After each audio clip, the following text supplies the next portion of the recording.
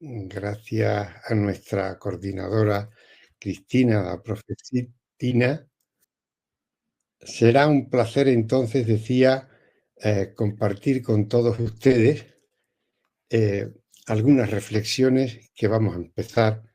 En primer lugar, pues como bien nos decían, tenemos que informar a todo el mundo que todo quedará grabado, como nos repetía hace un momentito la profetina, y también decirles un poco que, bueno, autopresentarme, soy maestro durante 18 años y he dedicado toda mi vida a la escuela, 4 años como orientador y en distintos puestos también de supervisión y demás. Pero centrándonos en lo que nos ocupa, es importante en estos previos al inicio de la presentación, pues la organización tiene especial interés en que recordemos la necesidad de compartir ideas, de preguntarnos, de colaborar con otros docentes. Y en ese sentido decirles que desde hace algunos años vengo haciendo ese voluntariado en el sentido justo de lo que plantea la organización y que ellos recomiendan que se utilicen estos hashtags, ¿verdad?, para poder compartir y comunicarnos a nivel internacional. Es interesante, pues, tener alguna referencia de dónde son las personas, dónde están los que nos escuchan y en ese sentido, pues, eh, sería bueno que en el chat pudieran aparecer esas informaciones, ¿no? En primer lugar, el objetivo que tenemos con esta presentación es identificar en qué medida se lleva a la práctica cada clave en su institución educativa. Vamos a ver luego las claves, las tienen ahí. Si les interesa, pueden hacer una captura de pantalla, luego les voy a facilitar al final de la exposición un código QR para que puedan, de acuerdo a lo que yo he soñado que debería ser la escuela eh, que necesitamos, basada en esas 10 claves, podrían, haciendo una simple suma de los resultados, saber si se aproximan a esa escuela ideal que yo les voy a exponer para su consideración y para su reflexión, si se adecúa más o menos a lo que ustedes consideran que debe ser una escuela. Decíamos antes que la visión que vamos a plantear es una visión general y que, por tanto, no es tanto lo que pasa en un aula de clase, sino lo que sucede en una visión global de la propia institución. Y la propuesta de puesta en acción también van a tener un código QR para poder acceder a este documento, al final lo facilitaremos. Se trata de pensar en hacer alguna pequeña propuesta que podamos poner en práctica de manera más o menos inmediata. También, si quieren, pueden capturar, son las 10 claves, ahí tienen 5 y las 5 siguientes serían estas. Ahora las vamos a ver y las vamos a analizar en la exposición. Pero para que tengan una referencia, pueden perfectamente capturar la pantalla o al menos tener la referencia. ¿Qué hay detrás? ¿Por qué surge este planteamiento de la escuela que soñamos o qué escuela he soñado yo a lo largo de casi 50 años? ¿Qué hay detrás? En primer lugar, decir que esta propuesta nace de una idea que visitando escuelas de distintos países uno descubre, casi sin hacerlo, ¿verdad? También, pero uno descubre que los problemas, las circunstancias, lo que tenemos que afrontar como docentes, normalmente es muy similar, variando los contextos, las normas de cada lugar, de cada país, de cada ciudad, que facilitan o dificultan un poco lo que nosotros podemos conseguir o queremos conseguir con nuestros estudiantes, pero que realmente hay toda una serie de elementos y las 10 claves están hechas, pensadas y desarrolladas sin ceñirnos a ningún contexto legislativo, ideológico, político, partidista, de ningún tipo y de ningún país.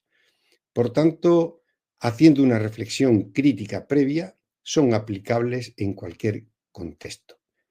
Y son, en realidad, la propuesta es el mapa, ¿no? Glaston habla mucho del territorio y cuando hacemos un mapa tratamos de representarlo con símbolos, con colores, con imágenes. Pues bien, la propuesta que les presento no es ni más ni menos que el territorio profesional que yo he recorrido a lo largo de tantos años y es lo que me ha llevado a la conclusión de lo que les voy a presentar y para su consideración el libro termina diciendo que aquí no acaba nada, aquí empieza todo, para que el lector pueda naturalmente enviarme sus comentarios y decirme lo que entiende y considera, una vez leído, lógicamente, de lo que ha encontrado. He querido, en la propuesta, en el fondo de la propuesta, está el recordar ejemplos de vidas que nos dan esperanza, ¿no? Porque hoy todo el mundo, a nivel político, a nivel general, a nivel global, con las guerras, los enfrentamientos, esta polarización que se está viviendo del mundo, parece que todo es desesperanza y la escuela debe transmitir esperanza. Y en ese sentido, pues incluyo alguna historia como la del doctor Korczak, ¿no? Conocido como doctor Korczak, que es un médico polaco que durante la ocupación nazi, mucho antes, él había creado hospicios para niños desamparados y le da una organización, un funcionamiento para que aprendan a vivir, para que aprendan a ser personas y ciudadanos críticos. Y cuando llega la ocupación de Varsovia, él va a decidir marcharse con los chicos al campo de concentración y creo que fue en Treblinka, en el campo de concentración, donde finalmente es asesinado junto con todos los chicos. Por tanto, son personas que nos dan un gran ejemplo de lo que vale la pena para crear este mundo, esta semana, ¿no? De un aprendizaje global, ¿no? Abierto y compartido del mundo, nos tiene que dar idea de que hoy ya nada de lo que hacemos, ninguno, pasa desapercibido. Los medios de comunicación le dan una amplitud y un conocimiento extraordinario. Busca naturalmente la propuesta reflexionar sobre los errores, aprender de los errores. Los errores son positivos y nos ayudan a aprender mucho. Ofrecer referencias para que los lectores puedan encontrar y desarrollar su propio camino. Y el final, ¿no?, de la presentación, de esta presentación que vamos a tener, sería el inicio para que cada una de las personas que nos escuchan puedan tomar la decisión de hacer. Antes de entrar en la propuesta concreta, recordar que lo que vengo a plantear es de esa escuela que venimos, a la que realmente soñamos, desde ese crisol de las emociones de un aprendiz de maestro, porque tenemos que estar dispuestos a aprender si queremos seguir enseñando, porque las personas en el fondo somos como un gran crisol y mi crisol es este, ¿no? Mi crisol son mis recuerdos de mi infancia, son las esperanzas y los anhelos que siempre he tenido, son mis maestros que tanto nos ayudaron a crecer y a ser quienes somos, son las limitaciones que cada uno tenemos, que las mías son muchas, y son, en definitiva, un reflexionar y ahí se va, en el crisol se va fundiendo toda nuestra experiencia de vida, nuestros aprendizajes, nuestras lecturas, nuestras relaciones, y tiene una finalidad clara cuando hablo de todo esto y es simplemente poner al lector frente a quien escribe, que yo siempre me he preguntado cuando leí algo, bueno, ¿y quién lo ha escrito? ¿Qué anhelos tenía? ¿Qué pensaba? ¿Qué quería? Por tanto, lo que van a ver tiene todo ese origen detrás para que tratar de que se pueda entender un poco mejor. Y la primera clave, si quieren tomar nota para luego ver en qué medida, en qué nivel de cumplimiento de aplicación está en cada institución educativa, pues sería esta, ¿no? La clave es la escuela como espacio para el cuidado, el bienestar de las personas y la convivencia positiva. Detrás de todo ello, la psicología positiva de Seligman, la ética del cuidado de Nozick, en fin, y otros autores que han trabajado sobre todos estos aspectos y que dicen claramente que si queremos tener una educación, queremos tener una escuela que realmente forme, debemos desarrollar esas habilidades socioemocionales, debemos de trabajar en la prevención de problemas de salud mental. Hay datos que son realmente reveladores sobre todo esto, ¿no? En el caso de España hay algún informe que las cifras son realmente alarmantes, ¿no? El 50% de los adolescentes ha sentido que la vida no merece la pena. La mitad de los adolescentes entre 9 y 16 años. El 51% de ellos contestan que han deseado en algún momento estar muertos. Un 55% de niños y adolescentes han pensado en alguna ocasión en quitarse la vida. Y el 18% ha tenido algún intento. Y la Organización Mundial de la Salud nos dice que el 50% de los trastornos mentales comienzan antes de los 14 años.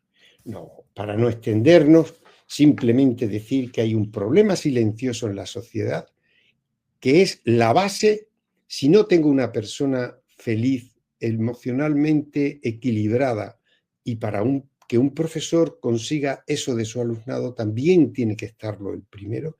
Si no conseguimos tener personas equilibradas, afectivamente, que saben, conocen, todos tenemos las mismas emociones y a todos nos suelen pasar cosas muy parecidas.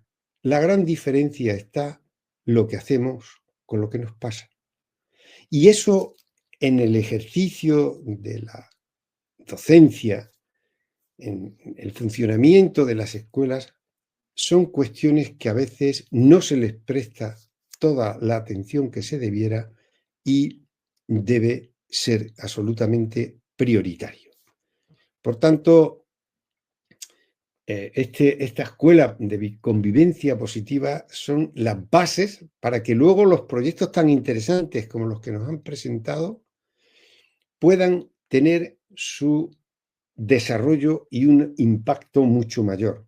Naturalmente, dependiendo de las edades de los estudiantes, de los niveles educativos, lógicamente esas condiciones hay que adecuarlas en cada caso.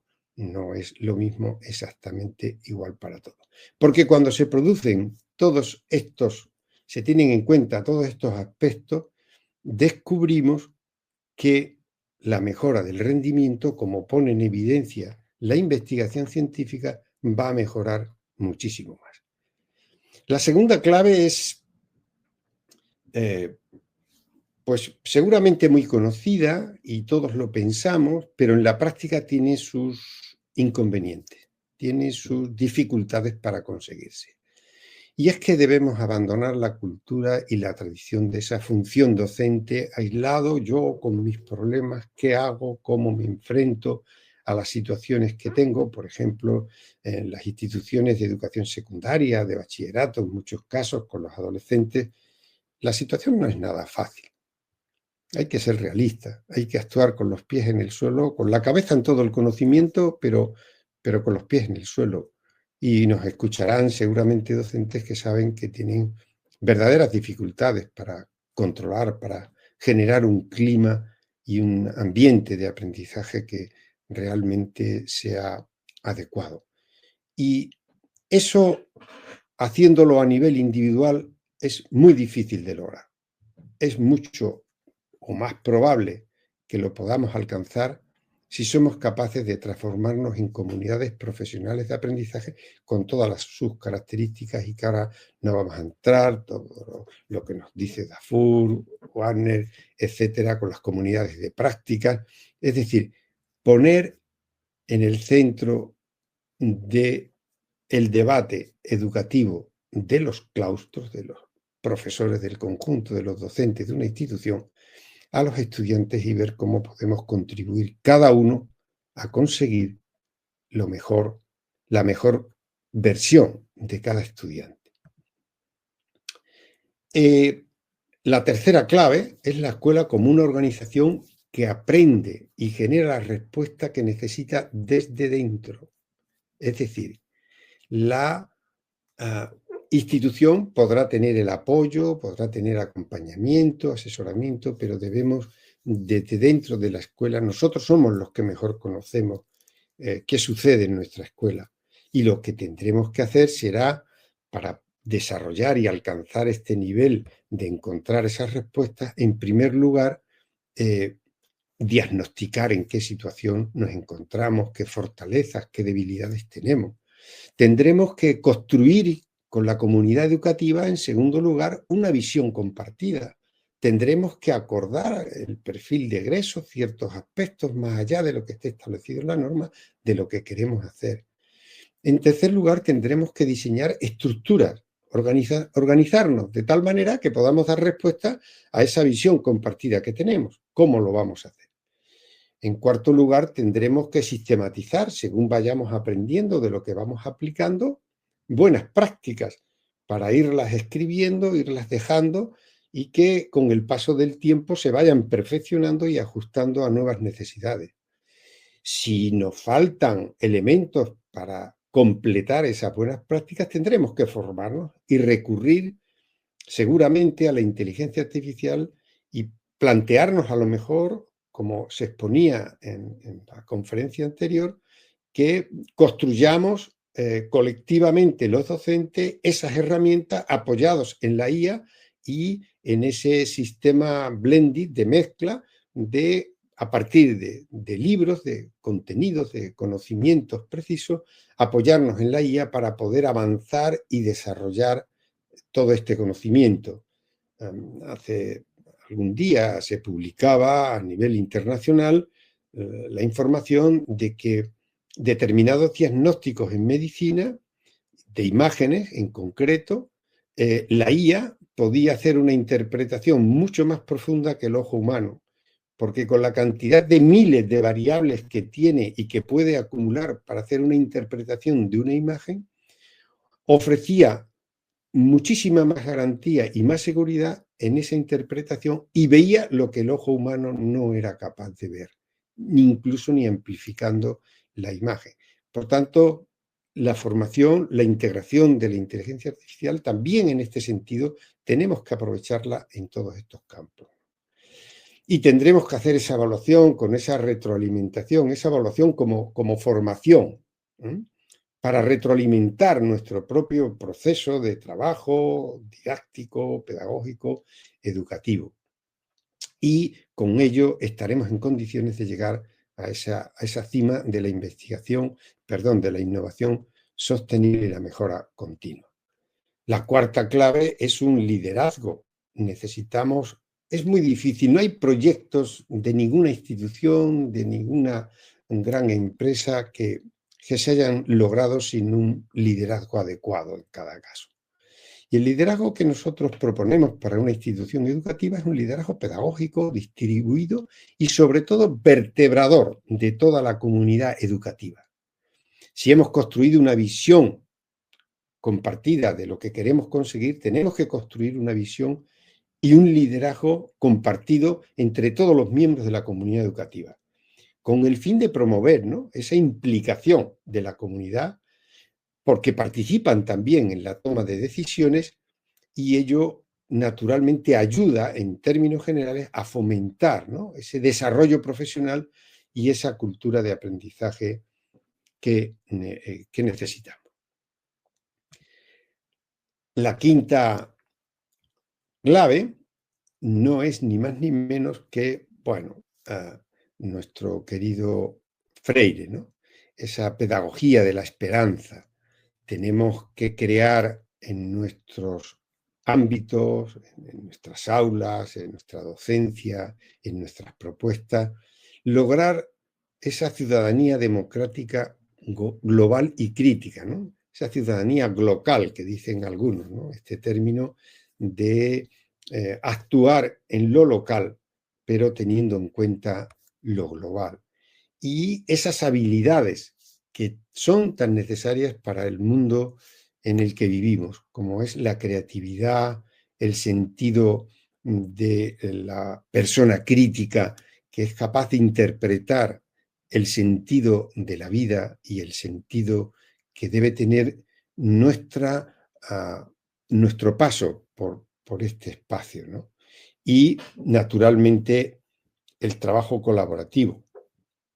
A veces hablamos mucho de trabajo colaborativo y descuidamos que a lo mejor nosotros no colaboramos tanto como debiéramos.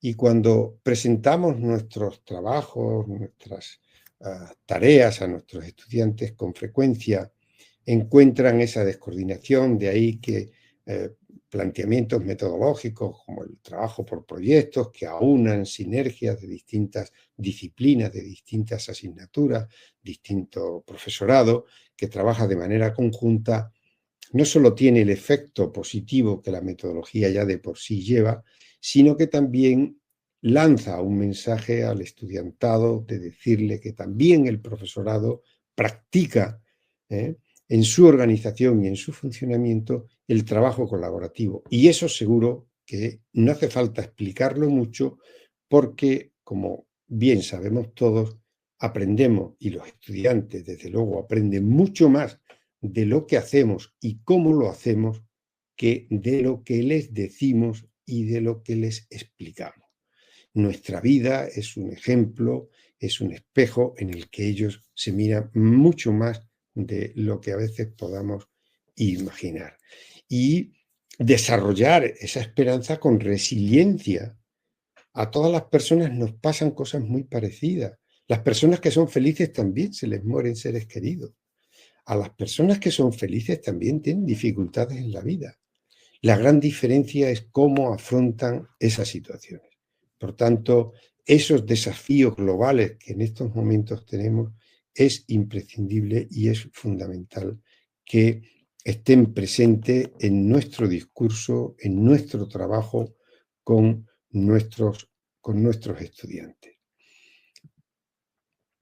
La sexta clave sería que en la escuela que proponemos, la escuela que soñamos y esa escuela que necesitamos, la evaluación formativa y auténtica debe estar en la base del aprender a aprender.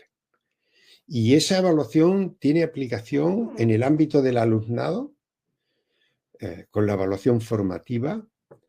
Tenemos en España una autora que yo me gusta citar mucho porque para mí es un referente importante por su visión sobre la evaluación formativa. Neus San Martí tiene magníficas publicaciones, también vídeos que se puede acceder a ellos, y la evaluación auténtica de Wiggin, que nos da todos los parámetros, nos da todas las ideas de cómo la evaluación, cuando se hace con sentido, es aplicable a situaciones casi de la vida real y demás, pues va a ayudar mucho más a los estudiantes. Pero también esa evaluación formativa tiene aplicación y sentido en la evaluación interna de la escuela.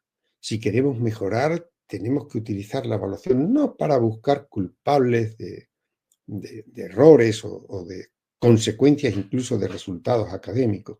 No, tenemos que hacer una evaluación interna que nos ayude a avanzar en la innovación y en la mejora sostenible. Y eso no es posible si no hacemos un seguimiento de nuestras planificaciones y de sus aplicaciones.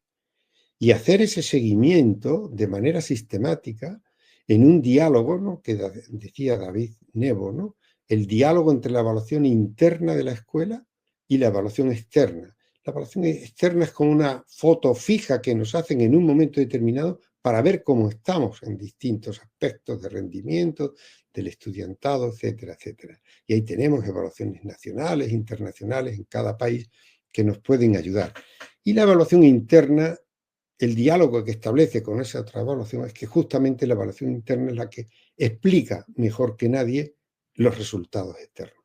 Y todo ello en un diálogo constructivo, como nos decía Santos Guerra, pues debemos de unificarlo y aprovecharlo de un modo realmente positivo y favorable. Y en conjunto, por tanto, debemos aspirar a encontrar esa retroalimentación formativa de los procesos educativos. Es analizar qué variables, qué está incidiendo y de ese modo encontrar las causas, el origen, la razón de lo que debemos cambiar. Por tanto, la escuela, como vemos, tiene muchas aristas y muchos aspectos. No significa que haya que ponerse a cambiarlo todo de la noche a la mañana, pero sí reflexionar a ver dónde tenemos mayores debilidades y también descubrir nuestra fortaleza. En definitiva, nos tenemos que plantear desde el punto de vista de la evaluación como 3 pasos que son fundamentales. Identificar lo que ya funciona bien en nuestra institución y lo que funciona bien hay que reforzarlo y hay que amplificarlo. Lo que, bueno, nos está funcionando regular, no del todo como queríamos, pero sí está dando sus resultados y entonces modificamos la parte que creemos que no está dando los resultados que queremos.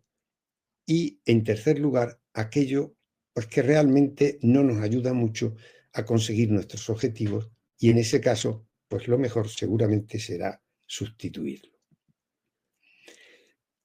La séptima clave, como ven, el sueño es profundo. La séptima clave es esa escuela abierta a la sociedad que participa en redes. Hay redes a nivel internacional, probablemente este mismo evento pues, puede facilitar esa conexión entre escuelas de distintas zonas geográficas y todo lo demás. Y no solo entre escuelas, ¿no? La UNESCO tiene su red de escuelas, en fin, hay a nivel tanto nacional como internacional redes de escuelas, porque nos podemos ayudar y podemos aprender unos de otros, ¿no? Y nada como las tecnologías para facilitar esas redes. Por tanto, lo he unificado en esa clave, la integración de las tecnologías, la inteligencia artificial, y yo le pongo siempre un criterio básico fundamental, ¿no? Y es que tiene que ser que responda al servicio del bien común. Por tanto, lo que nos planteaban en la presentación anterior, tan magníficamente articulado entre ese libro de texto en papel y esas acciones y esas propuestas de investigación, de análisis crítico de los propios estudiantes, de sus trabajos, podríamos aplicarla perfectamente a la institución desde el punto de vista de que también nosotros podemos utilizar esas herramientas. Luego los debates, saben que hay un debate muy importante en torno a la inteligencia artificial, a las pantallas en general, a las tecnologías. Noruega acaba de publicar que van a sacar las pantallas hasta no sé qué edad. Bueno, pues podemos tener debates a qué edad es conveniente aplicar o utilizar la inteligencia artificial o las pantallas, más tiempo, menos tiempo, pero lo que no se le pueden poner son puertas al campo. Es imposible que nosotros desde la escuela nos cerremos. Esto ha pasado siempre que ha habido un nuevo avance, ¿no? Cuando llegó el vídeo, parecía que iba a sustituir al docente, porque claro, salía ahí una persona que explicaba y lo podía hacer con toda la preparación, con todo el tiempo y con toda la tranquilidad, de manera magnífica, ¿no? Porque se podían tomar ejemplos modélicos. Pero pasó el vídeo y no, los profesores siguieron siendo imprescindibles, importantes y bueno, al menos en lo que yo pienso, creo que lo van a seguir siendo, lo vamos a seguir siendo por muchísimo tiempo. Pero sí es importante que nos planteemos la fórmula, la manera en la que introducimos esas tecnologías, esa inteligencia artificial, para que sea ese principio ético, de ese principio didáctico. En un primer momento las tecnologías sirvieron para cambiar los libros de papel a digital, pero se seguían utilizando los mismos libros en PDF. Eso no va a ninguna parte, eso no tiene mayor utilidad que la de simplificar el tener muchos documentos en un computador. Por tanto, hay que repensar, en la línea de lo que nos comentaban anteriormente, cómo podemos hacer para integrar este tipo de tecnología y las redes. La clave 8 es una idea que yo creo que es importante que esté integrada en la vida de las escuelas, ¿no? El aprendizaje experiencial. El aprendizaje experiencial, las escuelas cada año tienen un ciclo. Programamos a principio de año las actividades que vamos a hacer con los estudiantes a nivel general, dentro de cada área, dentro de cada materia, lo desarrollamos y al final de año hacemos balance de los resultados de nuestros estudiantes y demás. Si todo esto, que hay que hacerlo de manera, digamos, rutinaria, somos capaces de salir de ahí y de plantearnos de verdad cada año y sacar conclusiones y aprendizajes para ver qué puedo cambiar, mejorar al año siguiente, nos va a ayudar mucho. Y ese ciclo que tenemos aquí, lo que plantea es que debemos partir siempre de la sensibilización, el respeto a los docentes. Es importantísimo que antes de entrar en procesos de análisis, de valoración y de mejora o proyectos de innovación, si lo queremos decir, lo primero es crear la necesidad en el profesorado, dándole toda la información del camino que se va a iniciar. Porque si no tenemos ese acompañamiento, esa implicación, esa motivación intrínseca del profesorado, ya podremos proponer todos los cambios, todas las innovaciones que queramos, pero nuestro éxito seguro que va a ser muy limitado o en el corto plazo, o en el peor de los casos, con ciertas imposiciones que desde luego nunca son un bien para lo que pretendemos alcanzar. Por tanto, la sensibilización es fundamental. En segundo lugar, es tener muy clara la meta a la que queremos llegar, y la meta a la que quiere llegar una institución educativa no es ni más ni menos que a definir con claridad qué perfil de egreso, qué perfil de salida queremos conseguir, qué valores, qué conocimientos, en definitiva, qué tiene que adornar al estudiante que finaliza su etapa educativa en nuestra institución.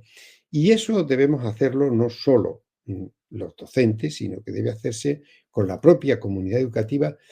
Y claro, en algunos países ya tienen, ¿no?, ese perfil de salida perfectamente definido por las normas y demás, pero a veces resulta que está en la norma, pero no es tanto en la práctica. Y aquí hacemos un ejercicio de un desglose a partir de las distintas áreas, de las distintas competencias que se pretenden enseñar a los estudiantes, cómo confluyen o cómo aportan, cómo inciden en ese perfil de egreso. Y establecer esas relaciones ayuda mucho a desglosar y plantear una acción didáctica y pedagógica dentro del aula que nos va a ayudar. El dónde estamos, pues analizamos lo que ya estamos haciendo bien, esto que comentábamos antes, que ya estamos haciendo bien, lo que estamos haciendo que da resultados regulares y lo que necesitamos mejorar. Y ahí hacemos un FODA o un DAFO, como quieran decirlo en cada país, a ver qué debilidades tenemos, qué oportunidades, qué fortalezas, qué amenazas tenemos, y a partir de ahí construir un plan estratégico, es decir, proponernos una serie de objetivos a corto, medio y largo plazo que nos puedan ayudar a caminar. Luego los iremos revisando y los podremos ir ajustando según se vayan sucediendo los acontecimientos. Y, en tercer lugar, tenemos que establecer cómo vamos a caminar, y ese cómo vamos a caminar pueden ser prácticas didácticas comunes, prácticas pedagógicas, acuerdos de cómo vamos a educar a nuestros estudiantes, pero los tenemos que escribir y los tenemos que fundamentar teóricamente para que no sean ocurrencias, para que sean evidencias de lo que dice la ciencia en relación a lo que queremos conseguir. Porque cuando no vamos a la ciencia, cuando no vamos a la investigación, independientemente de que haya distintas visiones, incluso en muchos casos, pero conviene acercarse a ello. Y ese caminar, cuando hemos definido cómo lo vamos a aplicar, qué práctica, si queremos mejorar el trabajo colaborativo dentro del aula, el trabajo entre grupos heterogéneos, el sistema de evaluación, lo que queramos, el aspecto, el ambiente de clase, el respeto, lo que queramos desarrollar dentro de la institución educativa, lo definimos y lo aplicamos. Y hacemos un seguimiento. Y ese seguimiento se basa fundamentalmente en una evaluación 360 grados que tiene como virtualidad que primero yo aplico esa práctica y la valoro yo. Después lo hago con mi compañero y puedo hacer hasta el mentoring, puedo entrar en mi aula con una guía de observación, una serie de aspectos que vamos a observar de la aplicación de la práctica. Él me retroalimenta a mí cuando entra en mi aula y yo le retroalimento a él cuando entro en su aula. Con lo cual estamos haciendo aprendizaje entre iguales que tiene un valor altísimo en la formación y en el desarrollo profesional docente, con lo cual vamos a estar en condiciones de poder avanzar. Y cuando lo hemos comprobado de manera personal, con la autoevaluación, con la coevaluación con nuestros compañeros, pues después, si tenemos que ser supervisados por la dirección, por miembros del equipo directivo, por algún personal externo a la propia escuela, pues no hay ningún problema, lo podremos hacer y podrán venir, pero yo ya estaré tranquilo de que yo lo que estoy desarrollando y aplicando no es algo que yo me he imaginado de la noche a la mañana, sino que es algo que he construido con todos mis compañeros de la institución. Además, me he asesorado de otros compañeros y yo he asesorado, nos hemos acompañado para su aplicación y todo ello nos va a dar tranquilidad, seguridad y seguramente mucha más efectividad. Y cuando ya hemos comprobado y hemos refinado esa aplicación, esa práctica pedagógica, la institucionalizamos y la tomamos como principio metodológico en el ámbito, en el campo concreto de nuestro proyecto educativo, de nuestras planeaciones de aula o allí donde se considere. Y este ciclo, cuando hemos completado la mejora de una práctica y ya hemos llegado a un acuerdo, en ese caso elegimos otro de los aspectos que teníamos en ese plan estratégico que queríamos aplicar para mejorarlo y seguimos nuevamente el mismo círculo de desarrollo, de aplicación, de mejora y de institucionalización. Por tanto, este tipo de ciclos de aprendizaje, detrás están desde Deming, Cole y todos los grandes investigadores que han trabajado en lo que es el aprendizaje experiencial. La novena, quería dejar algún minuto para que pueda haber preguntas y espero que Cristina luego nos ayude. La novena clave, una escuela hoy, si queremos que sea lo que necesitamos y eso que soñamos como escuela, necesita de una supervisión, porque las instituciones, los poderes públicos quieren saber qué está pasando con la gran inversión de la educación en unos países más, en otros países menos, pero qué está pasando con las escuelas, porque las escuelas se han vuelto objeto de intento de manipulación en muchos casos desde distintos intereses y desde distintos planteamientos políticos o ideológicos. Y la supervisión que tiene que tener una función de control, ¿no? Y de cumplimiento de la ley. Es decir, yo creo que la gran tarea que yo al menos me proponía en la supervisión era que se cumplieran los derechos y los deberes de todos los miembros de la comunidad educativa.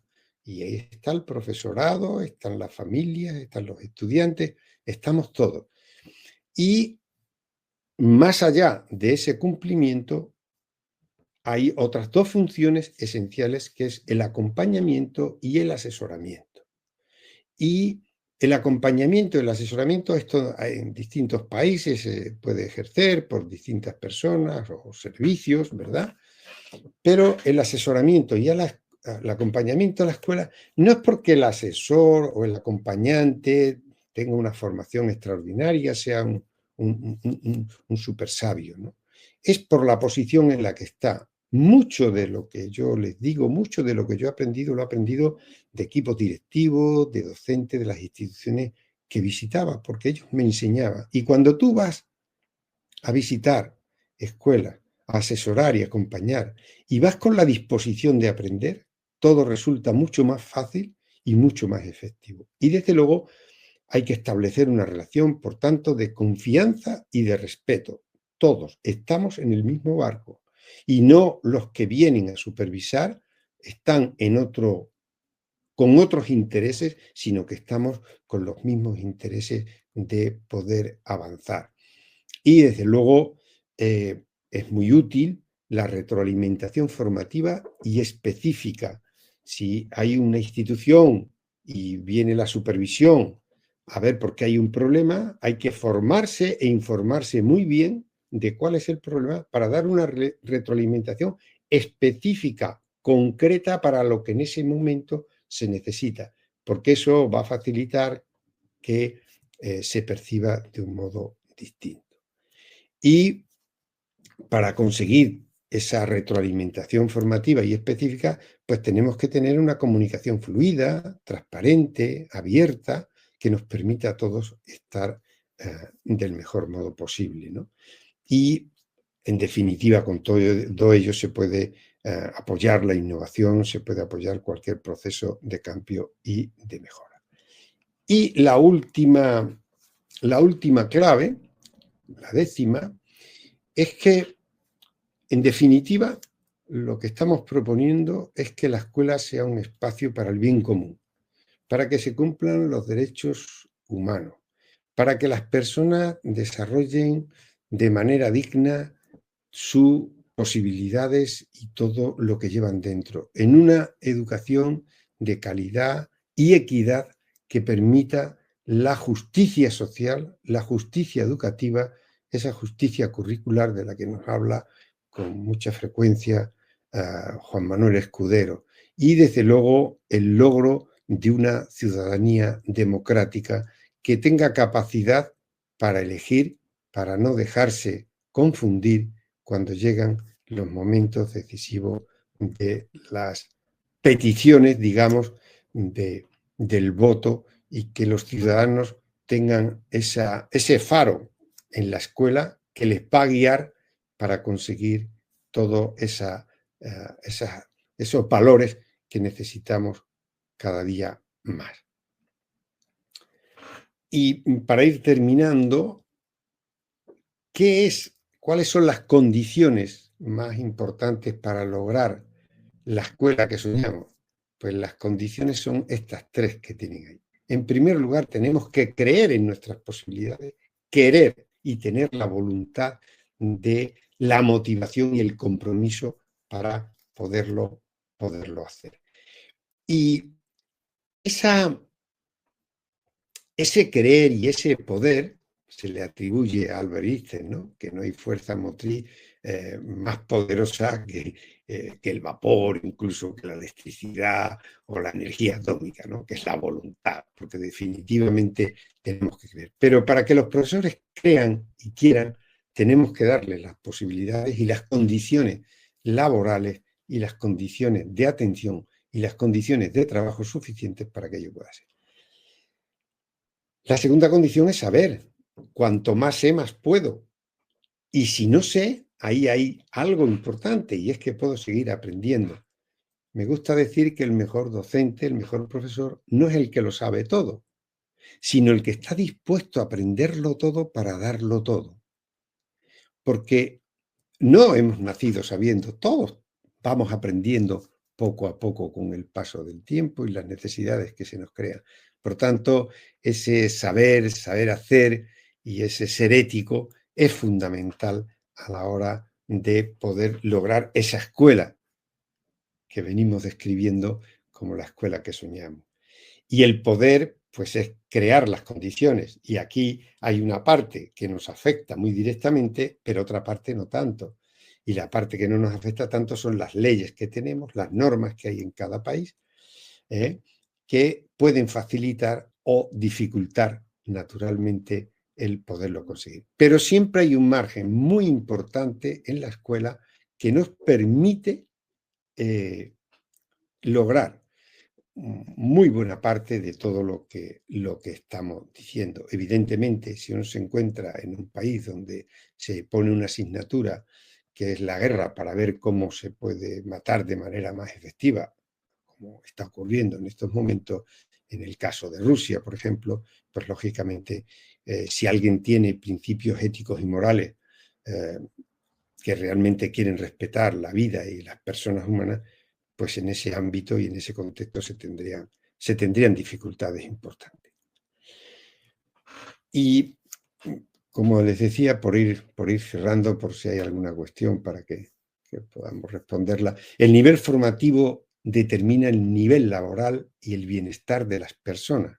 Por tanto, la escuela tiene que tomar en consideración este aspecto. La educación es una responsabilidad compartida por toda la comunidad educativa y tenemos que, de ese modo, colaborar entre todos. La escuela es la palanca más potente para esa transformación social, todavía, a pesar de algunas críticas.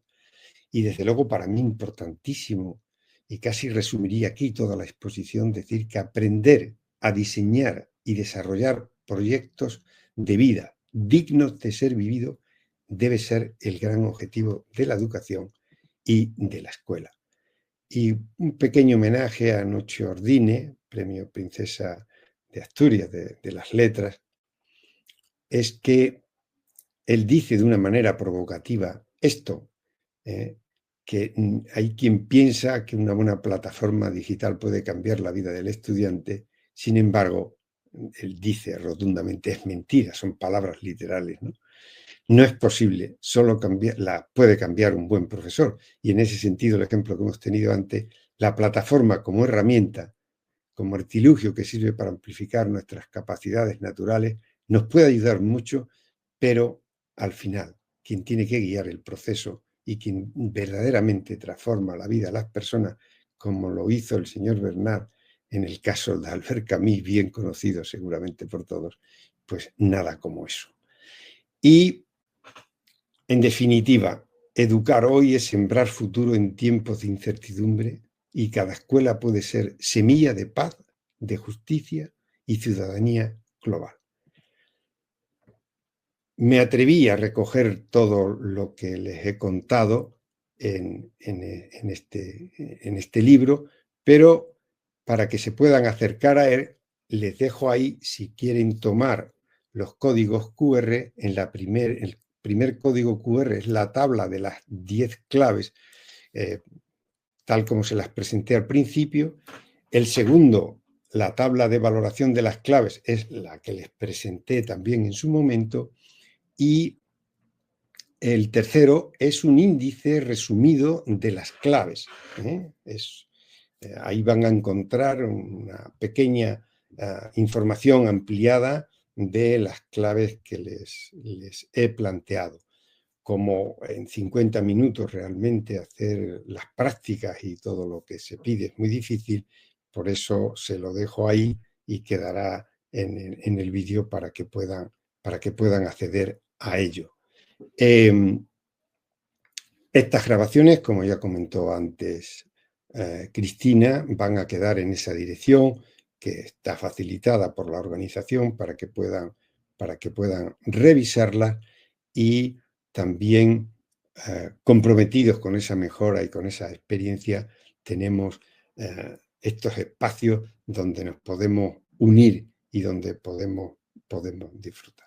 Así es que muchísimas gracias y y bueno, si quedan algunas cuestiones pendientes, también tienen mi correo electrónico que lo hemos puesto y estaré dispuesto con muchos deseos de poderles responder y de poder compartir, incluso encontrarnos en este espacio. Así es que nada, Cristina, muchísimas gracias y adelante.